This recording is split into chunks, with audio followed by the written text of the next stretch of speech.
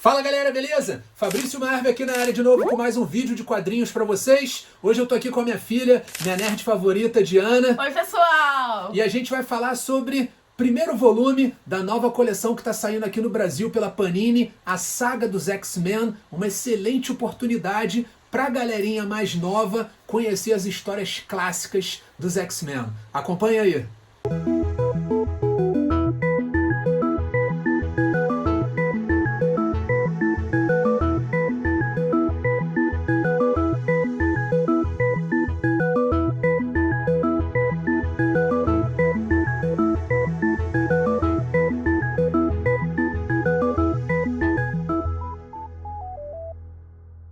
Então galera, começando mais um review de quadrinhos aqui no canal. Hoje um vídeo um pouquinho diferente, um review em dupla, né? Eu convidei aqui a minha nerd favorita, minha filha Diana, que vocês já conhecem, né, do vídeo direto das bancas. Ela lê quadrinhos aí desde os 10 anos de idade, ela agora tá com 15. Essa paixão pelos quadrinhos passou de pai para filha, né? E por que eu chamei ela aqui nesse vídeo, pessoal? Porque a gente vai falar sobre a Saga dos X-Men, nova coleção que está sendo publicada aqui no Brasil pela Panini, tá? E que traz de volta histórias clássicas dos anos 80, né? Como eu falei no início do vídeo, uma ótima oportunidade para a galerinha mais nova ler essas histórias clássicas.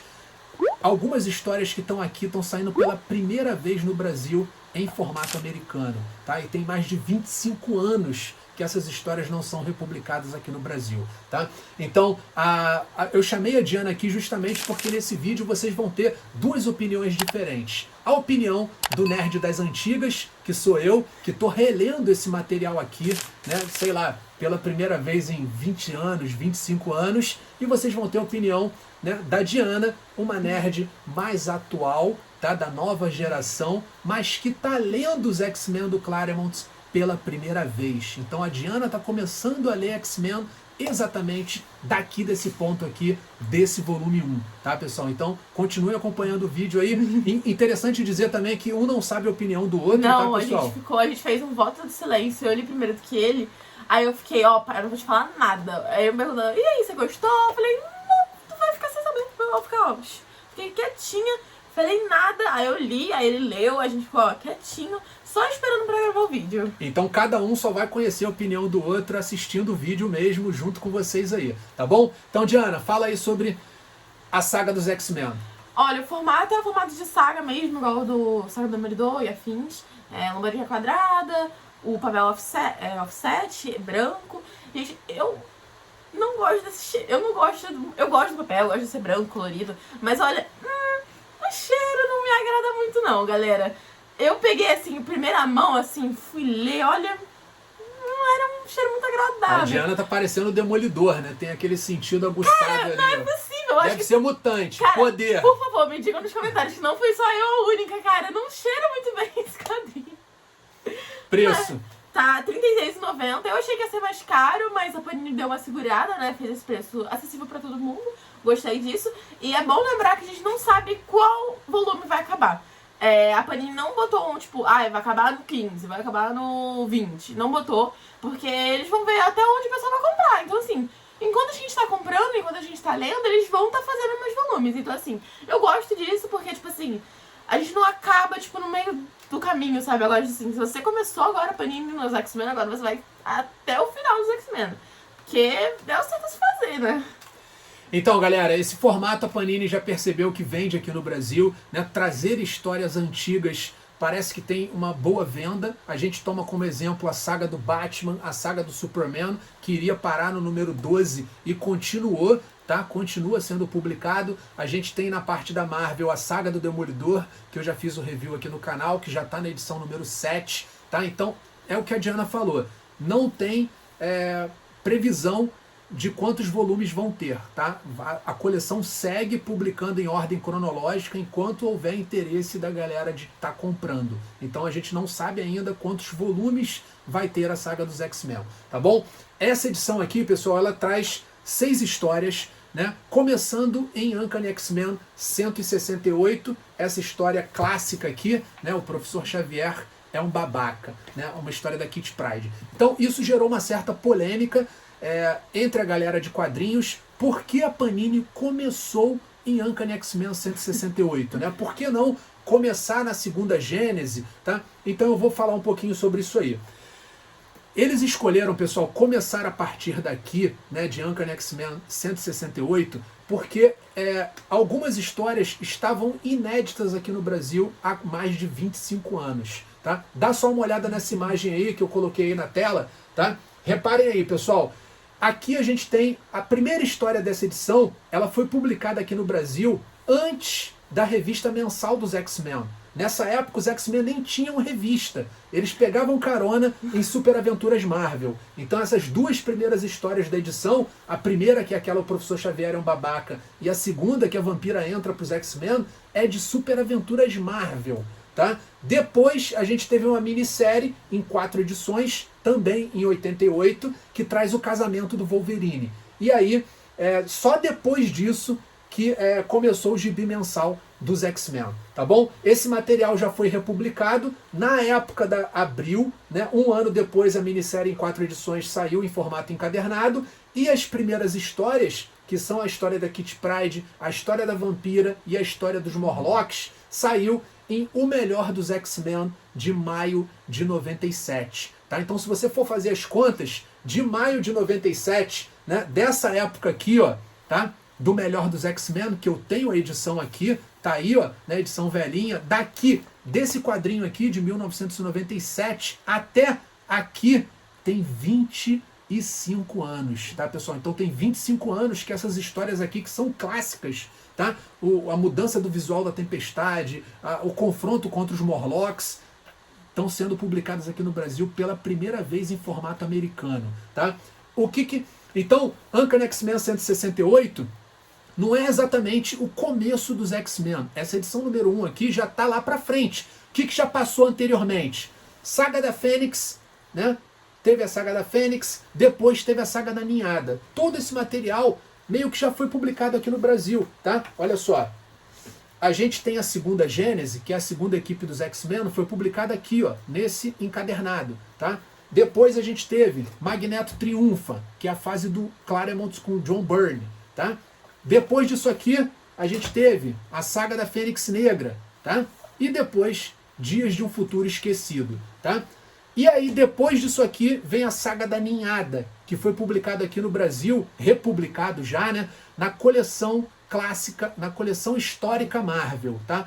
Trouxe a Saga da Ninhada. Então, o que estava faltando publicar em formato americano era depois disso da Saga da Ninhada, tá? Aí você vai me perguntar assim, Fabrício, mas e as histórias, né, que antecedem a saga dos X-Men? A Panini, ela está publicando uma coleção chamada Coleção Definitiva, né, que traz as primeiras histórias dos X-Men da equipe original. Esse ano, a gente fechou as histórias da equipe original. Tá? Então, a partir do ano que vem, a Coleção Definitiva vai trazer todas as histórias a partir daqui, ó, da segunda Gênese, vai ser publicada na coleção definitiva. Então todos esses encadernados aqui vão sair no formato de coleção definitiva, né? Então a previsão é que até o final de 2023, todas as histórias antes da saga dos X-Men, né, vão ser republicadas. Então, para quem está começando a ler a partir daqui, igual a Diana, tá? Daqui a pouquinho já vai poder ler o que se passou antes disso aqui e a gente vai ter cronologicamente todo esse material sendo republicado. Tá? Claro que o formato edição definitiva é um formato mais caro, mais de luxo, né? Então é muito bom a gente ter também esse formato aqui para a galera, é um formato mais acessível para a galera poder colecionar. Tá? Então explicando por que né, a saga dos X-Men começa desse ponto aqui. Pessoal, uma dúvida também que surgiu é o seguinte, né? O que vai acontecer com a saga dos X-Men quando passar pelos crossovers, né? A gente já está pertinho dessa fase aqui de Massacre de Mutantes, né? Depois vem Queda de Mutantes, né? Então o que vai acontecer com a saga dos X-Men quando estiver perto desses encadernados aqui, tá? E aí o pessoal da Panini me falou que vai ser tudo publicado de novo aqui dentro. Então, quem já tem, né, Queda de Mutantes, quem já tem Massacre de Mutantes, vai ter que decidir, ou continua comprando a saga dos X-Men e fica com esse item repetido na sua coleção, mas eles vão seguir cronologicamente, então em algum momento a gente vai ter, né, A gente vai ter o massacre de mutantes passando na saga dos X-Men. A gente vai ter a queda dos mutantes. A gente vai ter Inferno passando por aqui, tá? Então quem já tem esses encadernados provavelmente vai ficar com material repetido. Ou você pode não comprar. Você pode pular ali aqueles números porque você já tem o encadernado, né, em formato americano e tudo mais, tá bom? Mas então a saga dos X-Men vai passar por esses crossovers, vão ser publicados aqui dentro. Pronto, galera, a Diana já se teleportou daqui, tá bom? Então agora eu vou falar pra vocês a minha opinião sobre a saga dos X-Men volume 1, tá? Como eu falei nesse vídeo aí, desde o início, eu acho que é uma excelente oportunidade pra galera que tá começando a ler quadrinhos agora, tá? Ou pra galera que nunca leu X-Men, pode começar a partir daqui, tá? Mas Fabrício, a saga dos X-Men começa em Uncanny X-Men 168. E o que aconteceu antes? Não se liga nisso, tá? O jeito de escrever do Chris Claremont, ele é muito amarradinho, tá? Ele fez uma temporada épica nos X-Men, ele passou 16 anos trabalhando com os X-Men e transformando os X-Men nesse fenômeno que a gente conhece hoje, tá? Então, claro que quando você começar a ler aqui, vai ter muita coisa que precedeu, muitas histórias que precederam essa edição, tá? É natural você ter essas dúvidas, tá, pessoal?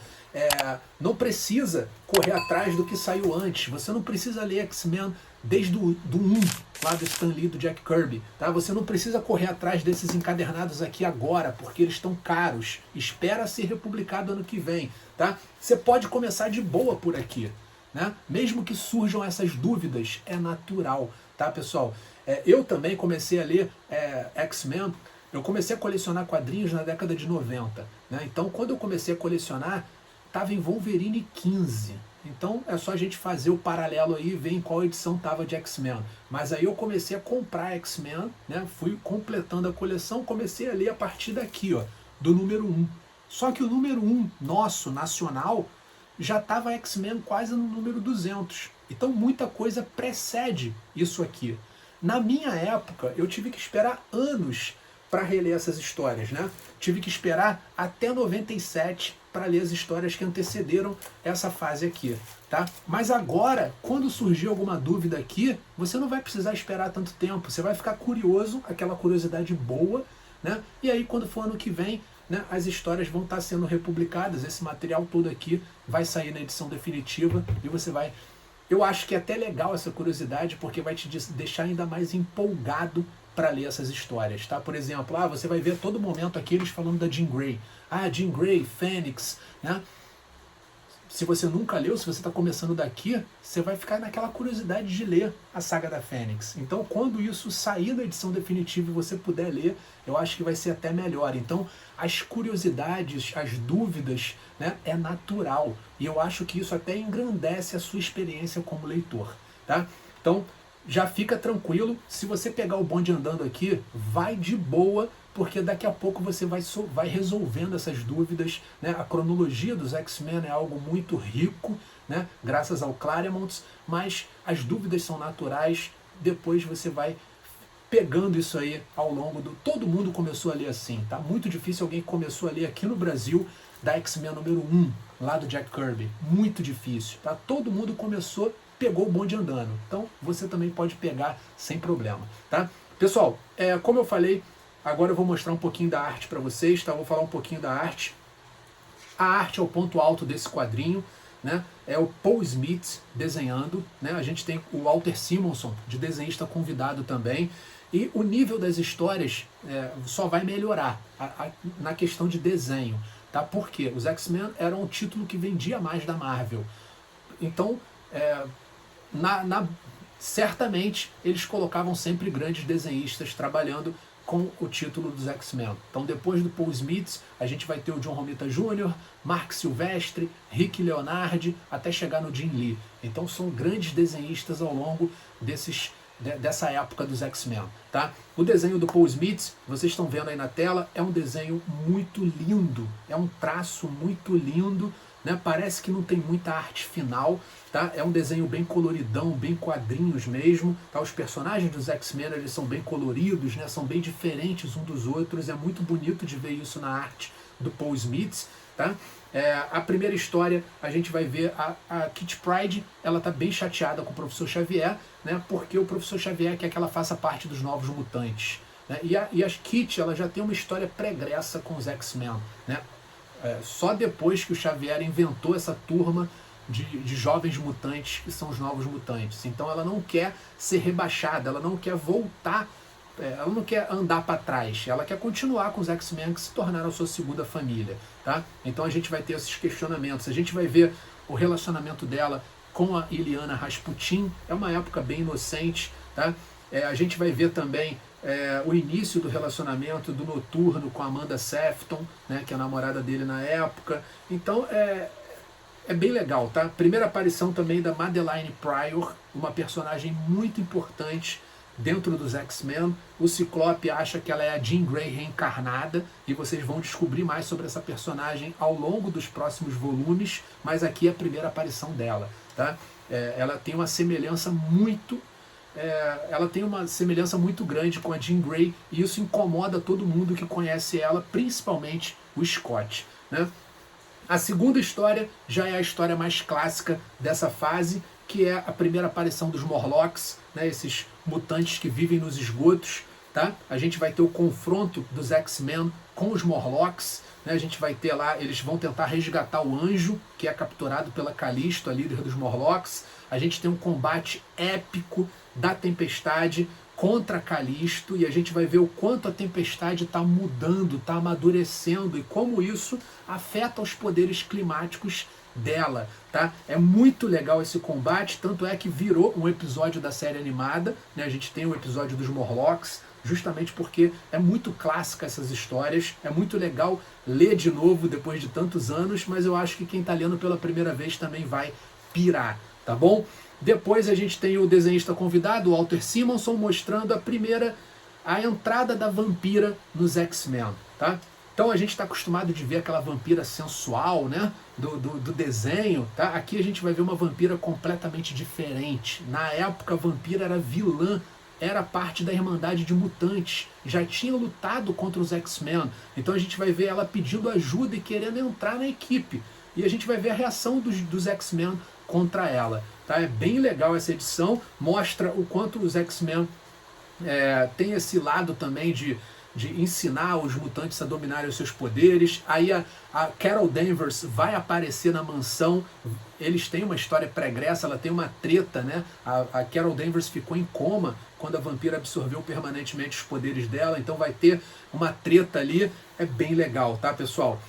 Depois a gente parte mais para o finalzinho, a gente tem o casamento do Wolverine, né? O Wolverine ele teve uma minissérie escrita pelo escrita pelo Claremont, desenhada pelo Frank Miller, tá? Que é Eu, Wolverine. Nessa minissérie o Wolverine foi para o Japão, e aqui a gente vai ver a continuação dessas histórias, né? Então a gente vai ver os X-Men indo para o Japão para o casamento do Wolverine, né? Rola uma treta com o Samurai de Prata, com a Víbora, então é muito legal ver essas histórias também. E no final a gente vê a transformação da Tempestade, né, o visual dela icônico, que é o visual dela punk, né, acontece nessa história, né, um visual que marcou a época, mudou tudo na época, né? A nível de quadrinhos, a personagem que até então era super recatada, era uma deusa, né? Praticamente, era toda inocente, virou uma personagem agressiva, badass. Então, se tem uma coisa que o Claremont sabe fazer muito bem nessa época, é criar grandes heroínas. As maiores heroínas da Marvel estavam dentro dos X-Men, as grandes heroínas. Então, na saga dos X-Men a gente vai ver isso, né? Como ele foi construindo a personalidade dessas grandes heroínas, a Tempestade, a Vampira, a Kitty Pryde. Então ele manda muito bem ao criar mulheres à frente do seu tempo, né? Essas heroínas já estavam mitando lá nos anos 80. Oi pessoal! Então agora vocês vão escutar minha review que eu achei dos X-Men. Antes eu preciso comentar que esse não foi o meu primeiro contato com os X-Men, que eu já tinha tentado ler esse encadernado aqui do Segunda Gênesis. Na verdade, tudo isso aqui, isso aqui só, isso aqui. Meu pai comprou falando, toma Jana, isso aqui, toma, vai ler X-Men. E eu fiquei assustada com o tamanho. E aí eu falei, tá bom, vou começar. Tanto é que esses quadrinhos estão na minha estante. Estão na minha estante. Não estão aqui nessas estantes do meu pai. Estão lá na minha estante. Minha pobre pequena estante. Eles estão lá. Só que aí foi o seguinte. Isso foi no começo da pandemia. Eu comecei a ler esse aqui e eu sei a exata parte que eu parei. Porque, galera, eu tenho uma coisa a dizer. Eu não sou pra clássico. Eu não sou pra coisa antiga. Eu sou uma pessoa 100%... Eu sou uma menina, uma jovem que gosta só de coisa da atualidade. Mas isso é muito pra quadrinho só mesmo. Porque livro também é um pouco mais... Outras coisas eu não ligo muito, não. Agora, quadrinho... gente, não vai comigo. Todas as vezes que eu tentei ler alguma coisa assim antiga, eu não gostei. Ou eu não gostei ou eu não conseguia ler. O que foi o caso desse X-Men. Eu gosto muito da equipe, né? Óbvio. Quem não gosta dos X-Men, né? X-Men lendários, né? Só que aí eu tentei ler. Ó, olha, gente, eu tentei, viu? Ó, eu parei na página 160. Fui ou não fui longe, né? De quantas páginas tem isso aqui? Não aparece aqui atrás. Deve ter o quê? Umas 300? 340. Fui bem até. Fui bem aqui. Fui bem humilde. Fui bem coisa. Só que eu não gostei, eu abandonei. Porque eu não sou uma pessoa muito pra clássico, né? Então eu tava com muito pé atrás pra ler a saga dos X-Men. Eu tava com muito medo, assim... não gostar, sabe? Ler e não gostar. Porque eu detesto ler... Tipo, vou começar a ler isso aqui. E aí eu, tipo, li isso tudo pra no final... Putz, não gostei. Que leitura ruim. Eu tava com muito medo disso. Mas aí, lá fui eu. O meu pai também tinha dito que, tipo assim, não tinha, assim, ele não era o principal, que não tinha o Scott. Que eu não gosto do Scott. Olha, esse aqui, eu não gosto dele, gente. Não desce pra mim. O Scott não desce pra mim. Não vou com a cara dele. Nem a Jean um pouco, também não gosto muito dela. Mas eles não estão muito aqui, né? O Scott aparece, a Jean tá morta. Mas eles não estão totalmente aqui, né? Então, me convenceu. E também, a equipe principal são os meus favoritos. Não podia ter melhor. Porque, ó, Colossus, Noturno, Tempestade, Kit e Wolverine. Os melhores! E aí depois tem a Vampira, né? Que eu gosto muito da Vampira. Só que eu tenho uma coisa a dizer. Eu não conhecia essa Vampira de cabelo curtinho, cabelo pra trás, todo cheio de gel. Meio que ela era vilã. Eu conheço essa Vampira aqui, com esse cabelo deste tamanho. Cabelo maravilhoso, ela é uma personagem maravilhosa. Eu conheci. Como assim a Vampira foi vilã? Fiquei bem assim. Mas vamos falar sobre o que eu achei da história. Pra começo, é a primeira história da Kitty. Eu achei muito legalzinha. Eu nunca tinha esbarrado assim com a Kitty nos quadrinhos. Eu gostei bastante dela, eu gosto bastante. E eu achei legal, assim, essa luta por ela querer estar nos X-Men.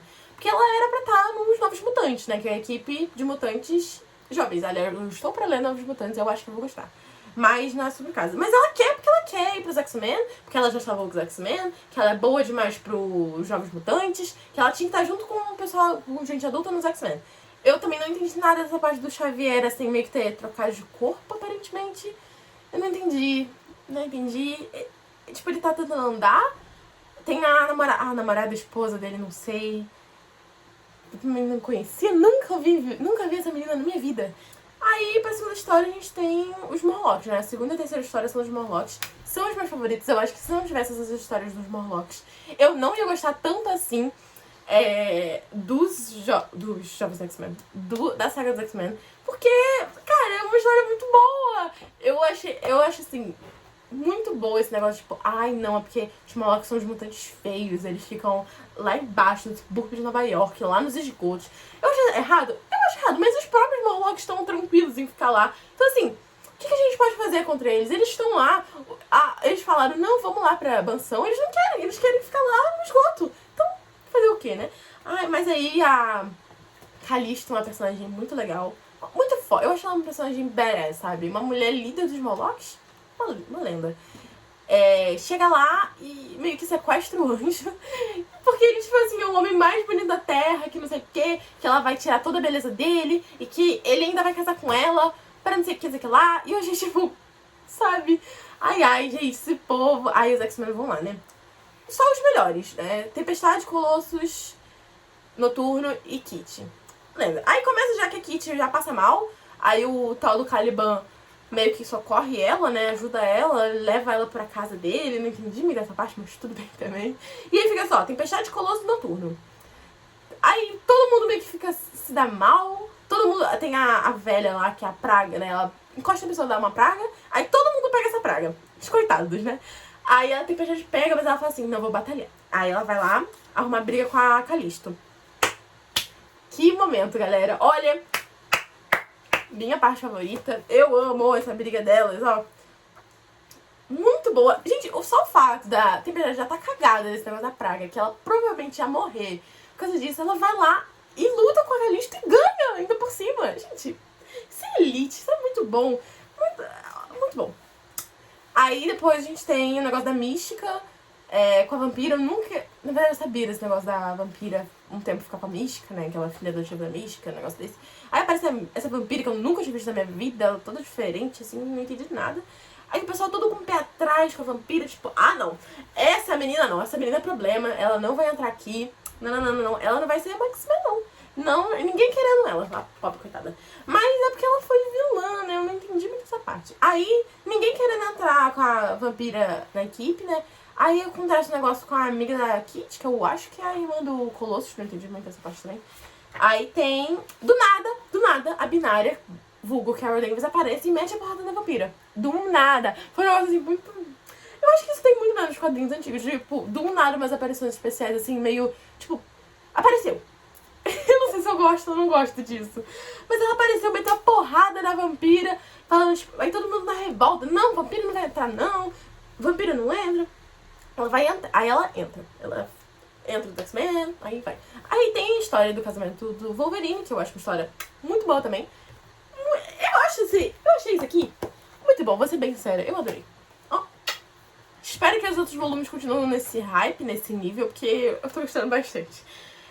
Aí, continuando, o casamento do Wolverine, eles vão lá pro Japão. A vampira também vai se meter no Japão. Gente, a menina já não gosta da menina. Ela vai também pro casamento do Wolverine. Eu achei isso meio... Mas ela foi. Foi lá. Aí tem o Jolenar, né?